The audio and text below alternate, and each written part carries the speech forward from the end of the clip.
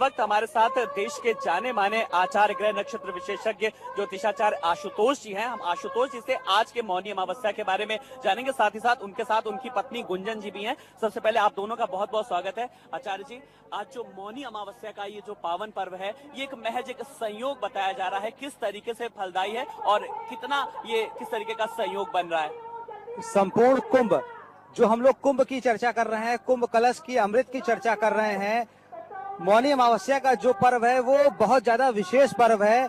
किसी व्यक्ति ने अगर संगम में डुबकी नहीं लगाई तो मौनी अमावस्या के दिन मौन व्रत धारण करके अगर संगम में डुबकी लगाता है तो उसको मोक्ष की प्राप्ति होती है, उसकी शरीर की रोग प्रतिरोधक क्षमता में वृद्धि होती है।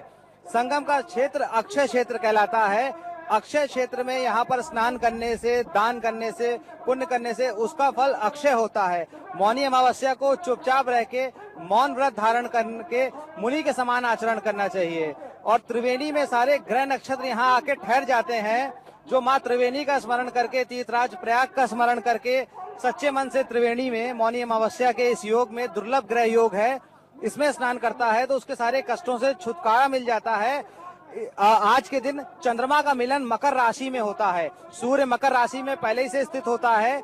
चंद्रमा अमावस्या के दिन मकर राशि में सूर्य से मिलता है और ये एक प्राणदायिनी ऊर्जा का विसर्जन करता है जो सूर्य की किरणों से जल तत्व में पड़ती है। तो आज के दिन स्नान करने से शरीर की रोग प्रतिरोधक क्षमता में वृद्धि होती है और शास्त्रों के अनुसार मोक्ष प्राप्त होता है। कालिदास के शब्दों में आज के दिन त्रिवेणी स्नान स्वर्ग और मोक्षदायिनी है। बिल्कुल, आपने फिरोज देखा कि किस तरीके से आशुतोष जी ने बताया कि आज के दिन स्नान करने से जो रोग प्रतिरोधक जो क्षमता, जिसका कि आजकल हम साइंटिफिक रीजन में अगर जोड़ के देखें तो वो मजबूत होती है, बढ़ती है और साथ ही साथ मोक्ष की भी प्राप्ति होती है, जिस तरीके से बताया आशुतोष जी ने। बिल्कुल आशुतोष जी, एक सवाल आया कि और किस तरीके का लाभ मिले, आज के स्नान से लाभ मिलता है तो किस तरीके का मतलब पूजा अर्चना करे, किस तरीके का विधि विधान है? अमावस्या तिथि पितरों की तिथि होती है, तो जो व्यक्ति हमारे साथ नहीं है, जो हमारे पूर्वज दिवंगत हो गए, अगर उनका नाम लेके मौनी अमावस्या की स्थिति में अगर डुबकी लगाया जाए तो कहते हैं कि इस स्नान से पितरों को भी तारा जा सकता है। तो न केवल मनुष्य, जीवित मनुष्य, बल्कि दिवंगत आत्मा की शांति के लिए यहाँ पर तिल चढ़ाया जाता है और तिल लेके स्नान किया जाता है।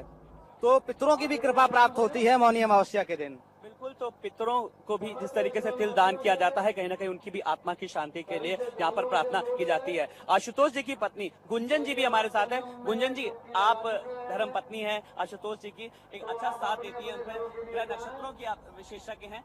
अब की एक दुर्लभ संयोग भी बन रहा है कि कई ग्रह आपस में, ग्रहों की स्थिति काफी अच्छी है। ये देश के लिए, समाज के लिए, परिवार के लिए कितना कल्याणकारी संयोग है?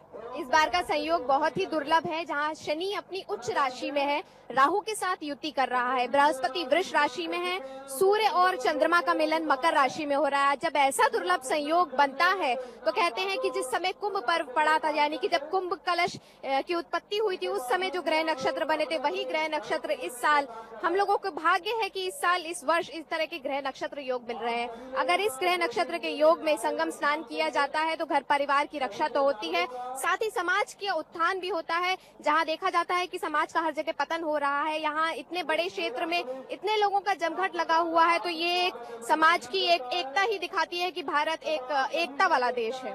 बिल्कुल, भारत एकता वाला देश है, किस तरीके से बताया गुंजन जी ने। तो फिरोज, साफ तौर पर बताया कि ग्रह नक्षत्रों का जो दुर्लभ संयोग बन रहा है, किस तरीके से आने वाले समय में फलदायी होगा देश के लिए, समाज के लिए और परिवार के लिए। आशुतोष जी, हमारे जो देश की जो संस्कृति है वो काफी रिच है, विदेशी भी काफी जो हमारी संस्कृति से आकर्षित होकर के आते हैं, किस तरीके का संदेश जाएगा? इतने बड़े जो कुंभ में जो स्नान के लिए लोग आते हैं वहाँ पर इस संस्कृति से। तुलसीदास जी ने कहा है, माघ मकर रवि गति होई, तीरथ पति आवे सब कोई।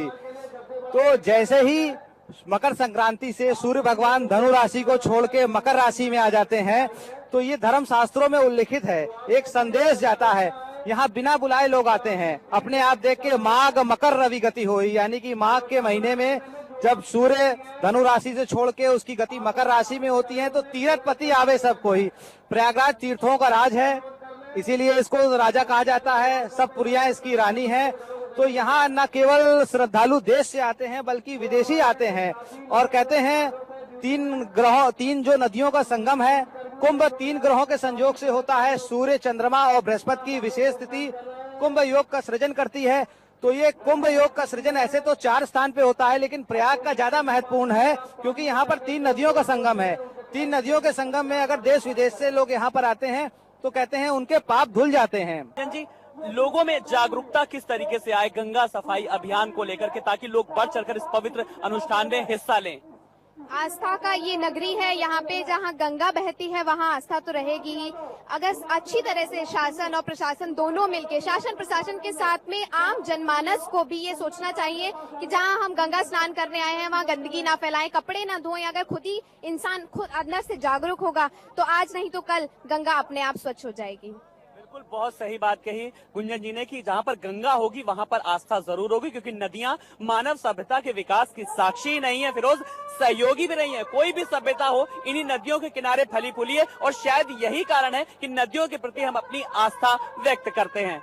आशुतोष जी और उनकी धर्मपत्नी गुंजन जी लगातार हमारे साथ बनी हुई है। साथ ही साथ गुंजन जी के एक बेटी भी है छोटी सी, काफी अगर हम कहें कि प्रतिभावान है, विशेष प्रतिभा की धनी हो, तो शायद कोई अतिशयोक्ति नहीं होगी। जी, सबसे पहले उससे भी आपसे कुछ सुनवाना चाहेंगे। जी बेटा, आप अपना नाम बताइए। कृति।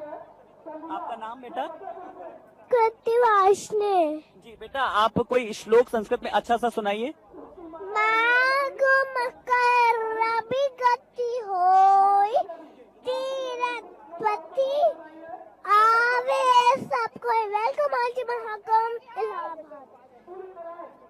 जटाटवी गला जला प्रवाह पावित स्थले, गले लमृताम्बुजां तों मालिकां डम डम दिनाटभव्य टिकाचन तांडवं चनोजम शिवा शिवम। राम रामेति रामेति रमे रामे मनोरमे, सहस्रनाम ततुल्यम राम राम वरानने। 12 राशियां मेष वृष मिथुन कर्क सिंह कन्या तुला वृश्चिक धनु मकर कुंभ मीन। और 9 ग्रह सूर्य चंद्र मंगल बुध गुरु शुक्र शनि राहु केतु ज्योतिष का आधार है।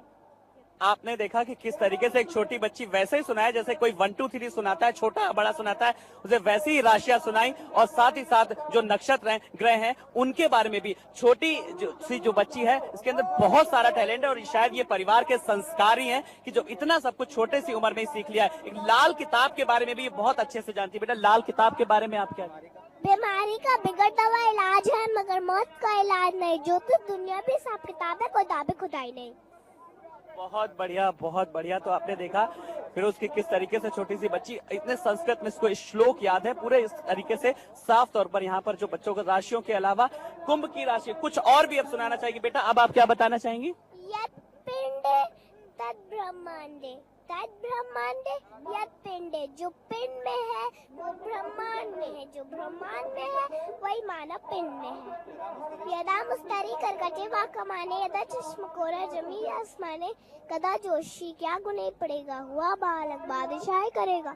वाह, जन्म कुंडली के अनुसार कब क्या करना है। अच्छे समय में कड़ी मेहनत और अफसोस समय में सावधानी।